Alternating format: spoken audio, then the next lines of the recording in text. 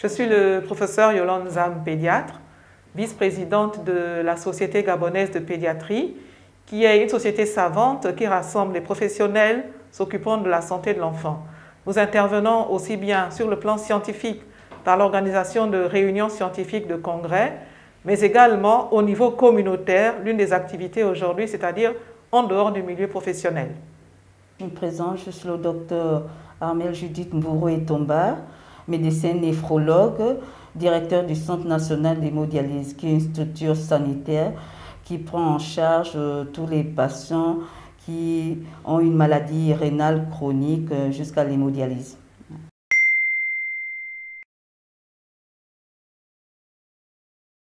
Bon, je veux dire que la journée mondiale du rein a été pourvue par les sociétés savantes afin de sensibiliser les politiques, la population sur l'impact des maladies rénales au niveau du monde. Il faut savoir maintenant que ça devient un problème de santé publique du fait des autres maladies sous-jacentes qui aboutissent à l'insuffisance rénale chronique terminale et partant à la dialyse. Oui, ce que je peux ajouter concernant la journée mondiale du rein, c'est effectivement une journée pour sensibiliser les populations.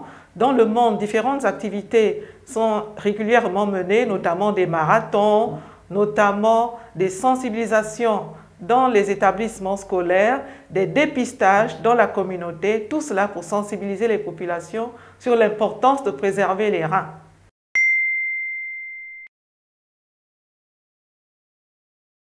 Le rôle du rein dans l'organisme est multiple. Premièrement, il agit comme un filtre qui permet d'épurer toutes les toxines que nous générons au niveau de l'organisme. Il permet également de réguler la quantité d'eau que nous buvons, mais il permet également de réguler la pression artérielle du corps et partant de produire des hormones qui participent également à notre bien-être.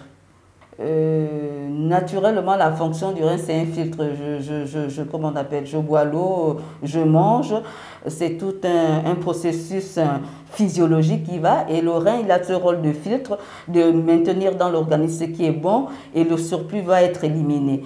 C'est ça un peu la fonction régalienne. Il n'y a pas un processus particulier, c'est un processus physiologique d'élimination. Puis pour compléter un peu, parler plus simplement par rapport au rôle du rein dans le corps, c'est un filtre. Je prends un exemple.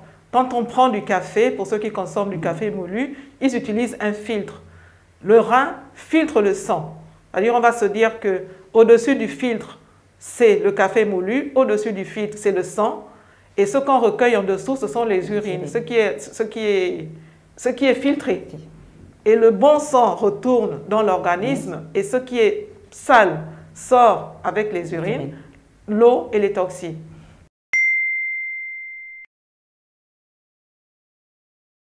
La fréquence de la maladie rénale chez l'enfant n'est pas documentée de façon statistique.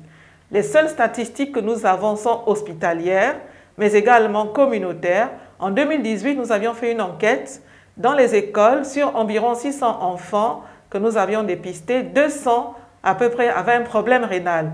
Pour des enfants apparemment sains, ce qui est élevé. Et dans les hôpitaux, la première cause des maladies rénales, c'est l'infection urinaire. Sur la totalité d'enfants hospitalisés en pédiatrie, 1% ont un problème rénal.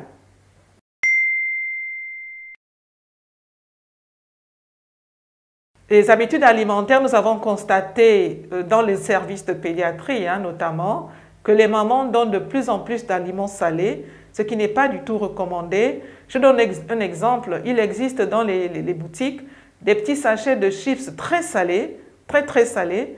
Elles ont l'habitude de les donner au petit déjeuner ou alors elles les mettent dans les sacs pour le goûter des enfants. C'est complètement déconseillé. Mais également, elles donnent plus de jus de fruits plutôt que des bouteilles d'eau dans les gourdes de leurs enfants, ce qui est déconseillé.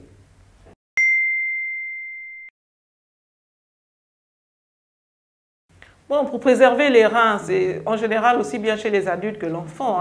Il faut boire suffisamment d'eau. Chez l'adulte, on recommande environ 1,5 litre d'eau par jour. Chez les grands enfants également.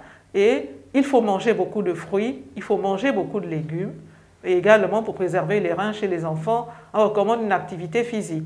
Pas comme chez l'adulte, bien sûr. Chez les bébés, il faut que le bébé bouge, que les parents aient l'habitude de jouer avec leur enfant. Pour ceux qui commencent à marcher à quatre pattes, l'encourager à marcher à quatre pattes régulièrement, jouer avec lui, c'est déjà une activité physique.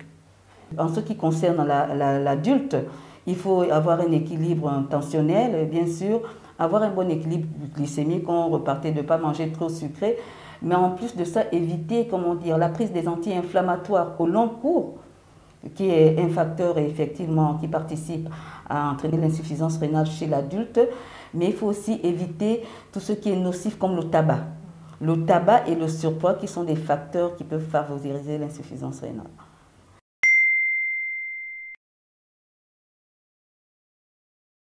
Bon, il faut noter que dans la prise en charge initiale de la maladie rénale chronique, lorsqu'elle est à un stade, on va dire un stade 1 où la pathologie a été décelée, la prise en charge peut être faite par les pédiatres qui vont, dans le cadre d'une maladie préventive, on va parler genre d'un syndrome néphrotique, bon ça c'est très savant, où il y a les enfants ont la sensation d'avoir souvent le visage bouffi, les pieds bouffis. Mais là, dans cette première partie où le rein n'est pas encore atteint, donc là, vraiment, la partie est prise par le pédiatre même. Bien que dans la spécialité, on peut avoir un néphropédiatre. Maintenant, lorsqu'on arrive au stade vraiment d'insuffisance rénale chronique nécessitant une suppléance du rein qui est défaillant, là, effectivement, intervient soit la dialyse péritonéale qui est mieux adaptée chez le petit enfant partant du premier mois au moins jusqu'à l'âge de 2 ans voire 3 ans. Et chez le plus grand enfant, c'est l'hémodialyse. Or, actuellement, sur le territoire, on a l'accessibilité pour l'enfant à l'hémodialyse du grand enfant à partir de 21 kg, où vraiment, on peut vraiment donner de manière. Pour le plus petit, pour des enfants de plus petit poids, c'est vraiment difficile en ce qui concerne la prise en charge de l'hémodialyse parce que c'est la dialyse péritonéale et il n'en a pas encore sur le territoire. Donc, c'est un effort à faire.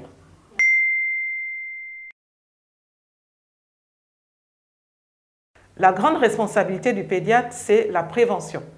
Parce que la maladie rénale étant silencieuse, chez les enfants, comme je l'ai dit tout à l'heure, dans les écoles, 1/3 des enfants avaient un problème rénal et personne n'en était informé.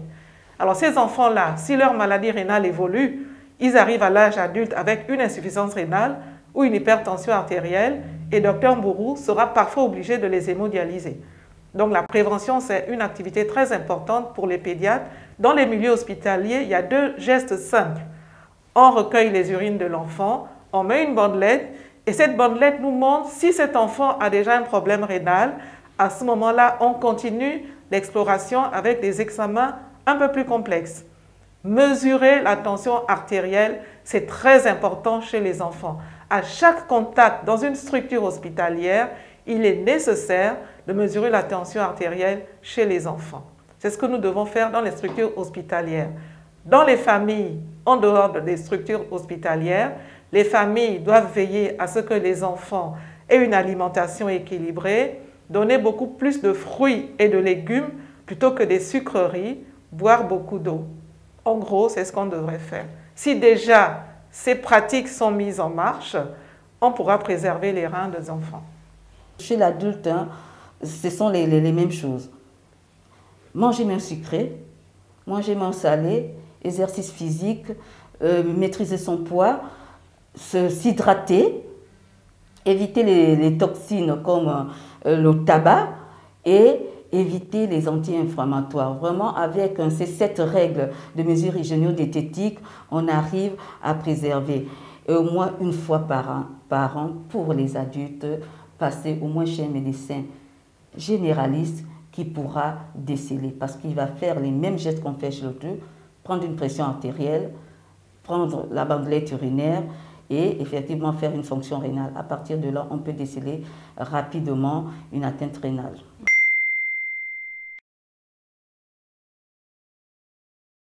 Le mot de fin, c'est de dire que le rein peut également souffrir en cas de paludisme. Chez l'enfant, par exemple, nous avons constaté que la première cause d'insuffisance rénale au Gabon, c'est le paludisme. Donc, lutter contre les maladies infectieuses également permet de préserver le rein. Au Gabon, c'est le paludisme qui est en pole position.